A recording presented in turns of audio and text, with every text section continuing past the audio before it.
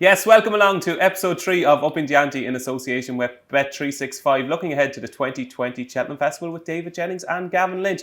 And what a week it has been. There's been Cheltenham clues everywhere. But before we find out the best of the clues, Gavin, what Upping The Ante viewers want to know every week is, how was your punting week? It was okay, probably a 6 out of 10 week. Very, very bad day. Tuesday, still trying to figure out how Steer Clear got beat in Fairyhouse. So that was a bad start of the week, but gradually as the week went on, I got the money back, so I probably finished quits for the week. And you were a little bit unlucky in the big race at Cheltenham on Saturday? Yeah, back Slade House. Probably would have won, I suppose, would it? Definitely would have won. And Colreevy was expensive in a few multiples, but look, that's the way it goes. Okay, so a 6 out of 10? Yeah.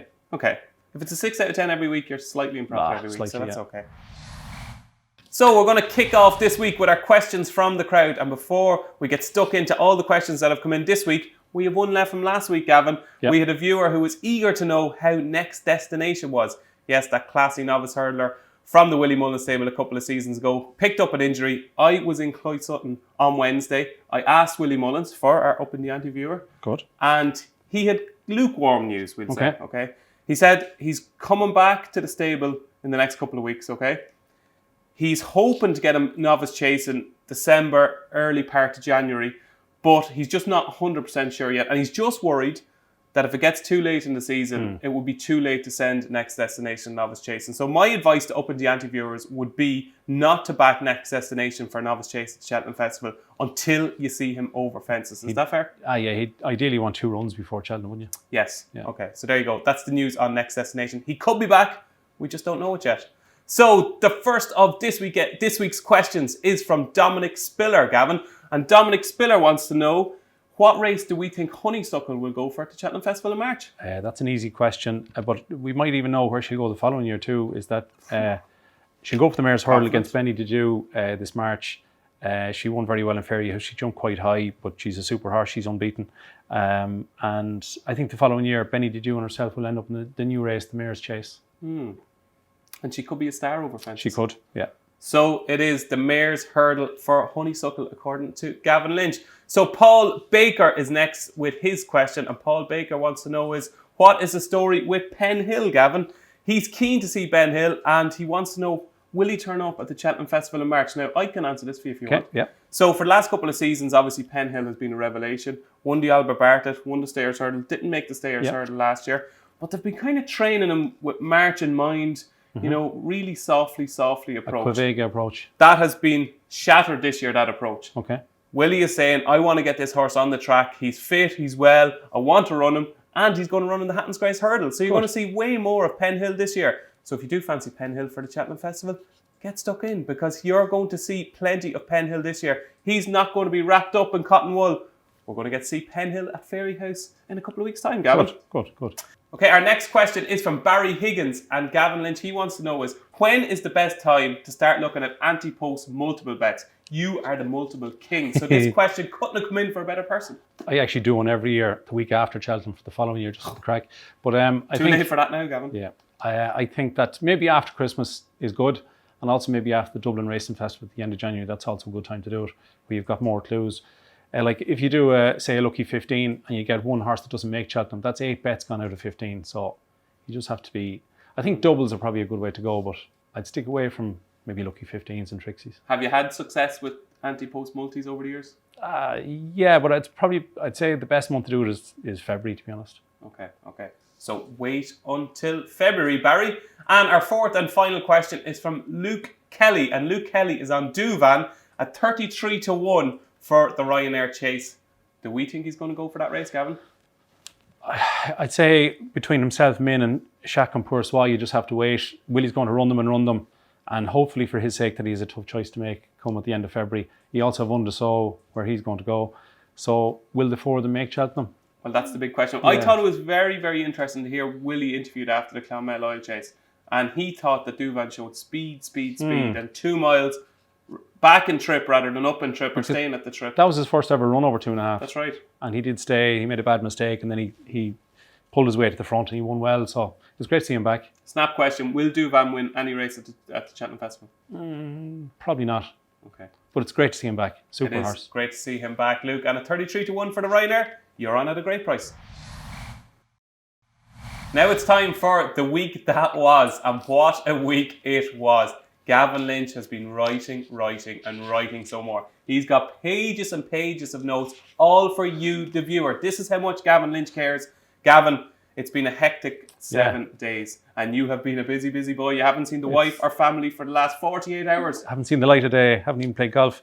We're going to start off at Fairy House last Tuesday. Yeah, last Tuesday, Honeysuckle we mentioned, she was very, very good. Another horse to mention from Tuesday was Ronald Pump. He won a 2 mile 5 beginner's chase. All his 5 wins are right-handed. He did run well one day in Navan. I'd love to see him end up in the 3 mile 6 or the National Hunt Chase. But I think Ronald Pump will win a big race this year. He's a horse definitely to watch out for. Excellent. Thursday in Taunton, brewing up a storm. Gave £6 to Southfield Stone over 2 mile 2. 7 out of 10 max, I'm giving that. Are you? Yeah, it was okay. Yeah, he was 4th in the Ballymore last year. Now he's 2 from 2 over fences, so he's worth a mention. Duvan that we mentioned, just fantastic to see him back. Such an amazing horse. So he won over 2.5. As we said, we don't know where he'll end up, whether it's the Queen Mother or the Ryanair. Shattered Love was worth a mention. She seemed to be kind of half gone at the game.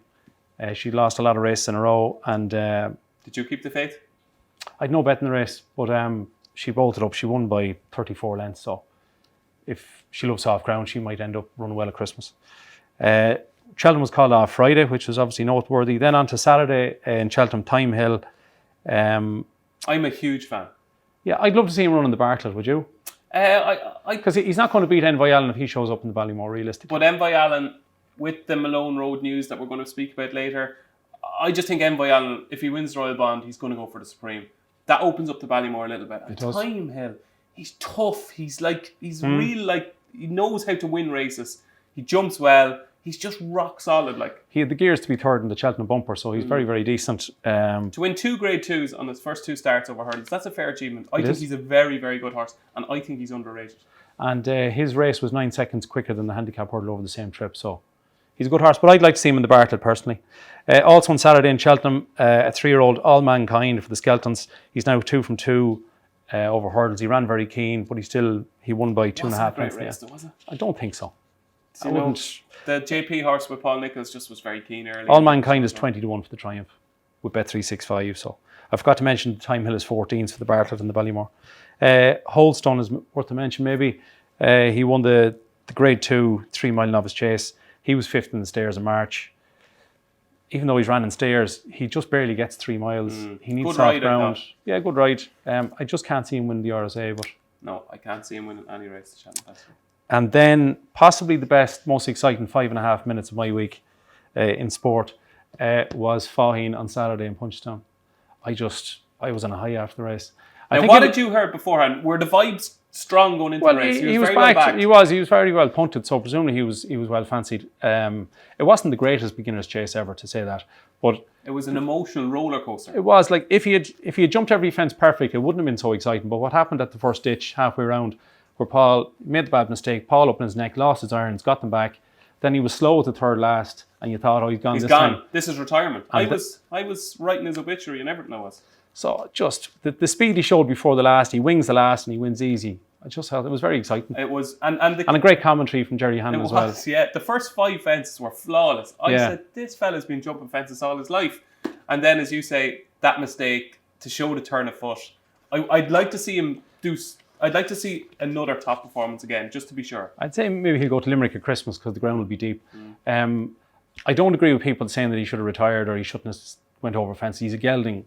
Look at the fun the Richies are going to have now with him. So they were dead right to send him chasing. And he's a racehorse. I wonder, is there any chance he could end up in the National Hunt Chase ridden by Patrick, just as a...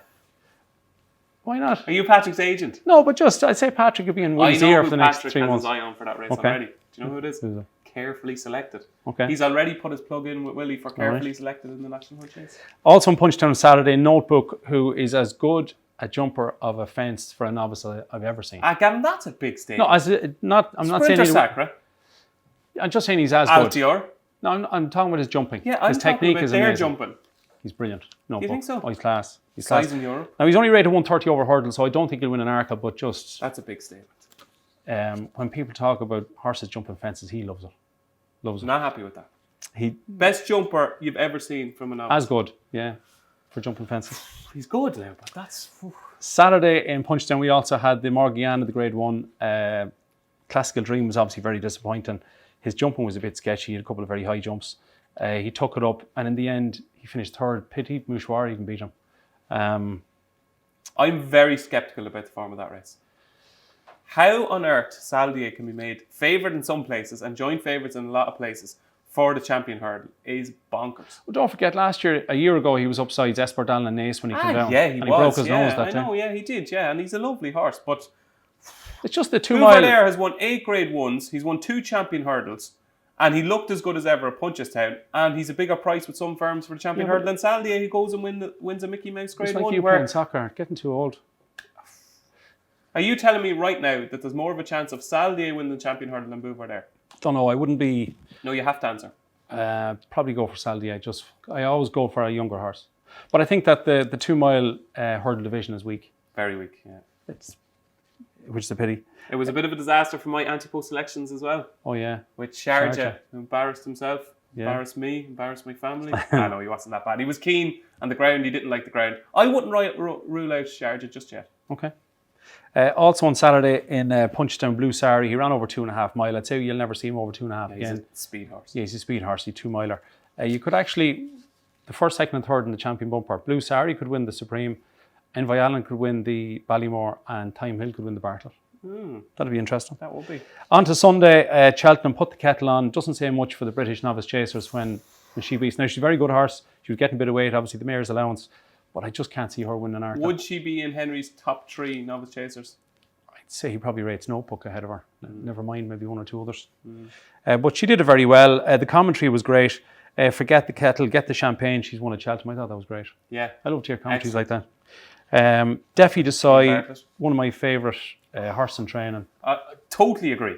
He's just, I love backing him. I love him. Gives you everything. Yeah, and the tactics, he has to come late. He was literally 4th between the last 2 fences. He got into a bit of trouble, which probably helped. Came late. He was getting a bit of weight off Politolog. Beats by just over a length. It's a long, long time since I've seen Barry Geraghty so excited after a race. Really? It's only a graded race, not even a Grade 1. It's a slower chase. It's only Cheltenham in November. But I was in the Cheltenham parade ring afterwards, and he was beaming. It was like I could talk about this horse for the next 10 years kind of thing he was. And his record at Cheltenham is brilliant. He's 6 out of 8 at Cheltenham. They were uncommittal about which race, whether the champion chase or the Ryanair. I'd say if he stays unbeaten over 2 miles, he'll end up in the champion chase. It's a more prestigious race, I would think, than, say, the Ryanair. Yeah. So Goes I'd for say the Tinkle Creek next, favourite for the Tinkle Creek. He's just a really, really good horse. He's a great horse. But he'd certainly have a good each-way chance in the champion chase. Especially if the ground turned up a little bit soft. Hang in there won the Grade 2 2 mile Supreme Novice Trial. Formerly with Mags Mullins. Yeah, a horse that got beaten down, Patrick Bumper. Yeah. It probably doesn't say much for some of the English horses if he's winning that. I can't see him win the Supreme. Yeah, Echo, very, very nice horse disappointing. again. But then we're on to Sunday in Punchstown. Yanworth in the cross-country chase. An amazing performance by Enda Bulger to bring that horse back like that. So we might talk with him later in the show. Also on Sunday, a horse maybe for the Fred Winter is Paisley. I don't know why people call it Paisley because it's Paisley. Me being a Liverpool fan. Gavin Lynch told you it's Paisley. I think so. There's no I in it. But jumped very badly early on, then it jumped well, it finished second. I think that could be a lovely horse for the Fred Winter. Oh, I love them dark ones. Stormy Ireland was her usual self. She's probably a little bit less keen than normal. She's 14s for the mare's hurdle. She won Could go over fences. Yeah, certainly jumped its hurdles like it could, yeah. And then we're on to Battle Over Diane. Probably not overly visually impressive. Jumped very well. Didn't show much gear. Stayed on. On the figures, it was a proper performance. Beat a 150 horse. So nothing wrong with that. It's 10-1 for the RSA. I think it reiterates the point that there's not a hope from going for the JLT, that he's a dour stayer. It's either RSA or 3 mile 6er. No chance in the JLT, no. But it'd be a little bit of a worry that last year he went to Cheltenham and he didn't eat up and he didn't travel well. So might have to remember that. Are you glad to see Davey back in favour? Yeah, it was interesting. Richie Forrest did a piece on it last week. It was very good.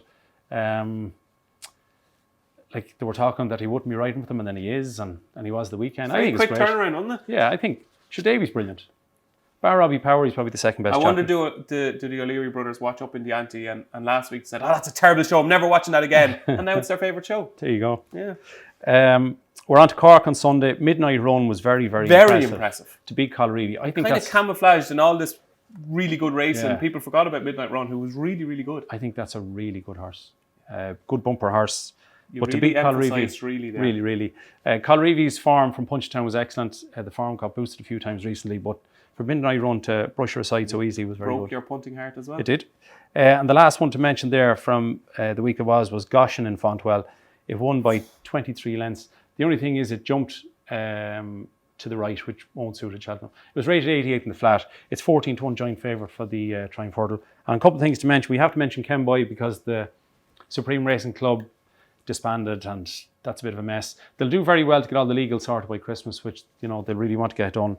Malone Road is out for the season, and two other horses to mention if they run the next day. Alpha Mix was an eye catch on Saturday, and a great view if he steps up and trip back that the next time it runs. I'm knackered after that. I'm going for a sit down. That was the week that was.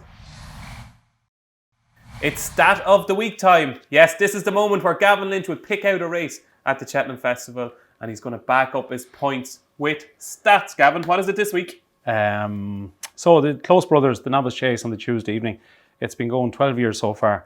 10 of the 12 winners obviously have been aged between 5 and 7 because it's a Novice Chase, so therefore the horses are usually younger. 7 of the 12 winners have been the top 3 in the betting. 10 of the 12 winners have had at least 2 runs over between 2.3 and 2.5. So don't be backing horses that win over 2 mile and you think they're going to stay. And the last one, which we don't know yet, is 10 of the 12 winners were at least placed on their last start before Cheltenham. And the reason I tell you all this is the horse I fancy for the You have one? punters. You have one? I have, yeah. Okay. Now, it's a horse that floor is we've yours. mentioned here for the last couple of years. It was our favourite handicapper from 2 years ago. And he went on to win what's now called the Ladbroke Hurdle twice. Off you go. Oh, off you go. Now, he's rated 151 over hurdles. You are the founding member of that fan I club. am. He's a great horse. He ran in the Facker Duderee Mellon Beginner's Chase in Navan. He finished 8th. I watched the race twice. His jumping was perfect, no problems with the jumping. And then he get tired later on. He hadn't run in a while. The problem they'll have is that he's rated 151 over hurdles. The Close Brothers from 0 to 145, so he wouldn't want to show too much between now and March. But I think if he ends up there, he's the one I'll back. The only thing I will say, Joseph O'Brien had a horse that finished second in the race last year. You'll think of the name. Had a horse that finished second last year who won a grade 1 over hurdles at Leopardstown. Finished second, I think, to Aplutar. And he was rated, I think, high 140s, maybe 150s. And he got into over the hurdles. race. Yeah.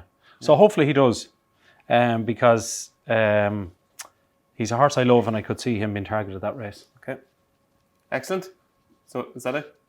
And I might have a horse for you next week. You might have. Yeah, for the Kim Muir.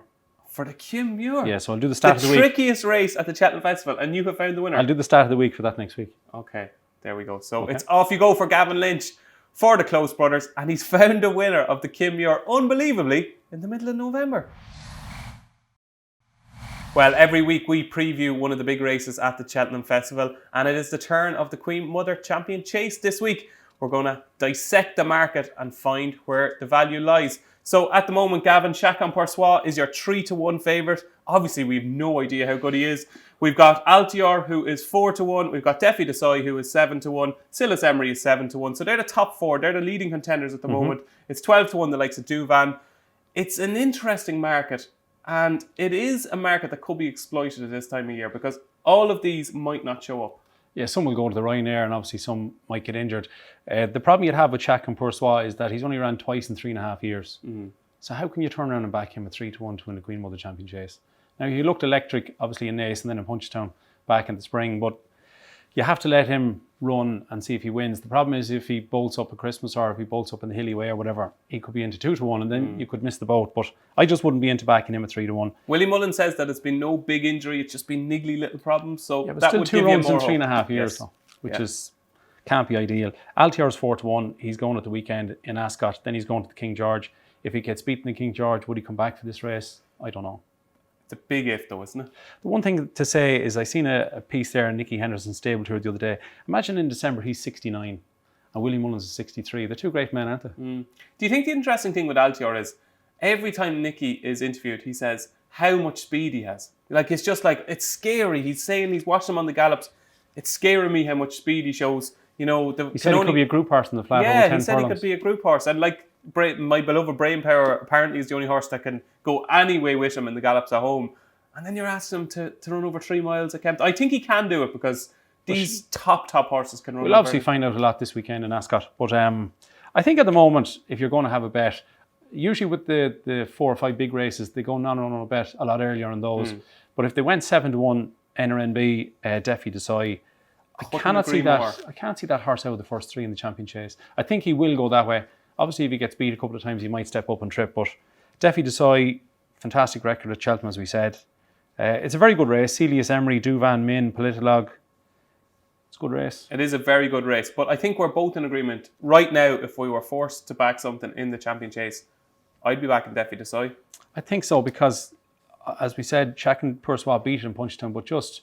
End of the season, peaked in the JLT. I'd forgive Defi Desai that run. Yeah, 7-1 is okay value, yeah. Yeah, I think 7-1 is okay value too. So me and Gavin are both in agreement. It's Defi Desai for the champion chase. Okay, so let's move on to what's happening this week. And the answer to that is a lot. A lot. We have got some incredible action. We've got the return of Altior at Ascot against Surname, the course specialist. We've got the Betfair Chase, which sees Bristol de Mai, the Haydock specialist, taking on Lost in Translation. We've got the Troytown Chase at Navan. What a time to be alive, Gavin. Yeah, no, it's going to be fantastic. We're going to start off at Ascot, okay? Yep. The big one. It's Altior against Surname. Now, I'm a big believer in Altior being a far better horse than Surname, and that the ratings are ridiculous. Do you agree? I do. I'm cheering for Altior just so that his rating goes above Surname. Surname, I think, is 176. He's 175. The thing that you have a little bit of a worry in your head is about Altior maybe not being as good going right-handed. He can jump a bit to his left like he did the last time in Ascot.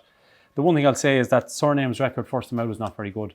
He's been beaten the last 3 years at this time of year. So if I won't have a bet during the week, but in running after 5 or 6, if Altior is jumping straight, I'll back him. Okay, he could be very short then. Because obviously he's a good record first time out because he keeps winning. He's won 19 in a row, so he can win at any time. But like, we're talking about one of the greatest horses we have ever seen. And he's running against a horse called Surname, who we've seen thousands of Surnames over the years. Like, is the Ascot factor enough to make this so close together in the betting? Well, it's a bit like Liverpool and Man City playing at Anfield. It's definitely Surname's home ground, isn't it? It's his ideal trip and so on in Ascot. But I still think Altior will beat him. Okay, I hope so. Yeah, I really hope so. That would give me most pleasure this weekend. It would. If Altior does win at Ascot. Now, Gavin, the Betfair Chase is a real head scratcher. Yeah. Do you know why? Because it's similar to Surname at Ascot. We've got Bristol de Mai at Haydock. And like, he's just unbeatable on his home ground. He's beaten some brilliant horses around Haydock. He has. He has. He loves it soft. The one thing I'll say is that the ground is not fully decided yet. They're saying that at the moment it's soft, but there's no rain during the week. So if it ended up good to soft, that would really suit Lost in Translation, who had the gears to run Defi Desai so close. They ran against each other 3 times last year. So I think the ground was soft. I'd back Bristol de Mai. If the ground was kind of near good, I think maybe Lost in Translation. Is there a chance that Lost in Translation and Defi Desai are just 2 brilliant novices from last season? As good a novices coming through as we've seen for a while. It'd be amazing if one of them won the Queen Mother and the other won the Gold Cup. Yeah. But if Lost in Translation can beat Bristol de Mai, he'll be 3-1 for the Gold Cup after the weekend. Because to beat him there would be a huge achievement. Yeah, and he is a fantastic jumper. It's going to be a fantastic spectacle at Haydock on Saturday. We can't wait. 24 hours later at Navan, it is the feature event of the whole season at Proudstown Park. It is the Troytown Chase. And Gavin, it's a race that I love. And I'm sure you grew up with it as well. We're both locals to the track. Have you managed to find anything for Upping The Ante viewers? Just maybe a small opinion on Discorama. You might think that horse can't win off top weight. But we can. 2 of the last 3 winners carried 11.8, 11.9. It's carrying 11.10. I think it's in off 149. It's got some very good form of one of your favourite horses, Champagne Classic, the last day. Was second in the 4 miler, I think, at Cheltenham. So I think Discorama, at it is maybe 12 or 14 to 1, is worth something small each way. Well, multiply that price by 3 and you get my sneaky selection. It's a forgotten horse that viewers will be like, God, I can't remember him running. It's called Prince of Scars, who used to be owned by Michael and Eddie O'Leary. Yes. It is now owned by Simon Munir and Isaac Swade. And I just think Prince of Scars, I think he's off 131. He is a very, very good horse on soft ground. He never got his ground for the last 2 seasons. He's had a few small issues. But the fact that... It's interesting they've purchased him, yeah, isn't it? the fact that the 2 lads have purchased him suggests to me that Gordon thinks he can win a big handicap. And if the ground does turn up soft, ideally heavy at Navan on Saturday, if we do get a bit of rain, Prince of Scars was chalked up initially at 33 to 1. I think he's potentially the forgotten horse of the race. He was a very, very good hurdler, Grade 2 winner. I think Travels well. Yeah, I think he could have a lot to offer. That's Okay. Prince of Scars in the Tri-Town Chase at Navan on Sunday. So that's what's happening this week. So we're into episode 3 now. It's time to have a quick look back at our 2 selections from the first 2 episodes. And Gavin, your 2 selections so far, Envoy Allen and Factor the Dara, well, nothing has happened, so you're pretty happy. Yeah, well, Malone Road is out, so that's one of the reasons I picked any race, just in case he does end up on the Supreme. I still think he'll end up. Very shrewd. No, but just I think he'll end up in a Ballymore, but you never know. Okay. Factor do the race, sure. Yeah, we'll see. Yeah. I think Lorena's out this week, so that'll be interesting. Very interesting. And my 2 selections, of course, I started off with Champagne Classic in the National Hunt Chase. That's fine. Everything is going swimmingly so far, I hope. And Sharjah in the Champion Hurdle, 33-1. Look, I took a chance. You did? That's what we do. We take a chance. I was hoping he might win the Morgiada. He didn't win the Morgiada. He was a bit disappointing. He didn't like the ground. He was too keen. It was the right idea with the wrong horse. It was the right idea. It was the wrong horse. It's probably gone. But you never know. A lot can happen between now and March. And I just need to be a bit safer, perhaps, in my picks and not be so adventurous. So now it's time for the moment you have all been waiting for. Yes, it's time for our latest instalment of Anti-Post picks for the 2020 Cheltenham Festival. And Mr. Gavin Lynch, you have the honour. Going for 2 this week, Dave. Well, I'm going to have to go for 2 as well. Just a copy. First one is Yanworth. I texted you Sunday night to say I was going for Yanworth for the cross country. It was 10-1 then. It's 6-1 now, but I still think 6-1 is... Yanworth, 6-1 for the Glenfarclas cross country chase. I can't even remember who won last year's cross country chase. Do you? Remember that horse that went on to win at Aintree? Yeah. What was Tiger something? Tiger Woods. Tiger Roll. Tiger Roll, yeah. But I think this side will win the cross country. Look at Tiger Roll. If he shows up, would be very hard beat. But they're saying now that he mightn't run till February, so there's a bit of a doubt there. Worrying, yeah. So based on that, I think Yanworth is the safer alternative at the moment, especially at the prices. A very, very good hurdler. Went off favourite to win a champion hurdle one time. He won a grade 1 at Aintree over 3 miles. He actually won twice over fences. But Enda Bulger is the king of the cross country. He's done an amazing job to get him back, to show the enthusiasm. And I think they've even got a set of fences down in Limerick for him to go around every week. But he jumped great on Sunday. He probably idled a bit in front. Maybe he could be fitter. But I think he's a good chance and think 6-1 is very fair. Yeah. If Tiger Roll doesn't show up, I'd say he'd be 9-4 favourite in the day. And if Tiger Roll doesn't show up, there's also a chance that he could be in a different league ability-wise to his rivals. Yeah, he's a very good horse, yeah. Okay, so Yanworth is Gavin Lynch's latest pick for the 2020 Cheltenham Festival. And it's 2 for the price of 1 this week, Gavin. The second one is Gypsy Island. You took your time. I thought that was going to be week 1. Yeah, the problem I had was Colreevy's Punchstown bumper form was really, really good. But because she was disappointing on Sunday, I think she's out to 14-1 out of the mares novice hurdle. So I was. She really hurt you on Sunday. Yeah, no, but just she was well beat. Cost you money. You're tipping against her now. Like she was lucky to hold on for a second in the end, so that just wasn't her.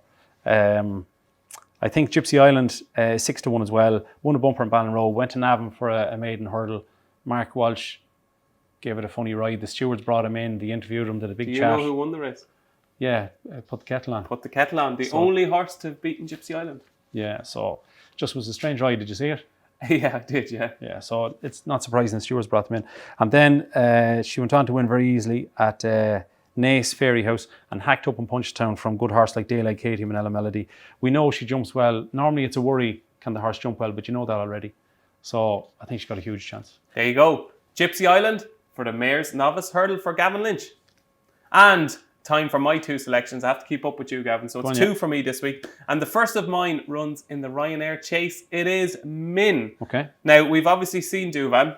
Everybody's talking about Chacun Persois.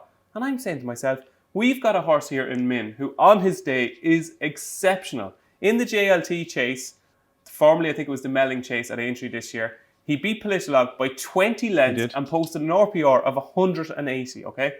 Last year, if you remember in the Champion Chase, it was a tale of woe because Ruby was riding Min to try and beat Altior. Yeah. Change of tactics didn't work. Change of tactics. Didn't work. This year, right, Willie has said all along, John Durkin, kick off from the John Durkin.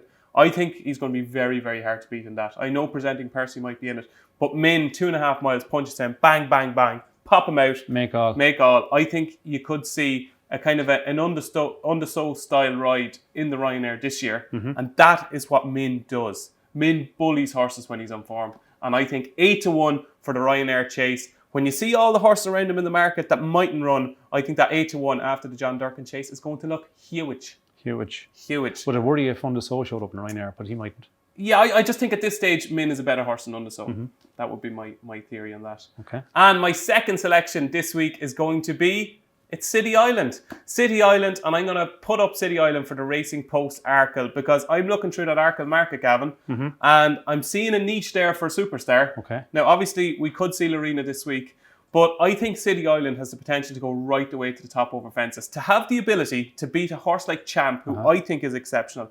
That was a hell of a performance in the Ballymore Cheltenham. I think he oozes class. His schooling has gone really well.